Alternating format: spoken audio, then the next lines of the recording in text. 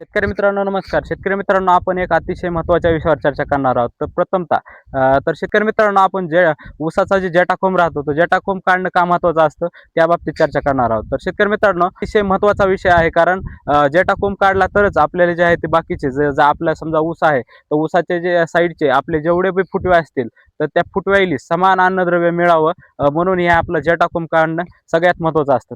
नेमकं जटाकोंब काढावा कसा तर शेतकरी मित्रांनो आपण स्क्रीनवर पहा का स्क्रीनवर ज्या ठिकाणी आपले जास्त फुटवे झाले असतील तर त्या फुटव्याच्या ठिकाणी जे मेन कोंब राहतो जटाकोंब म्हणलं जातं. तर जटाकोंब हाताच्या सहाय्याने असा वरच्या साईडला धरून आपण जे आहे ते मोडला तर शेतकरी मित्रांनो अतिशय फास्टपणे ही जटाकोंब आपण मोडू शकतो.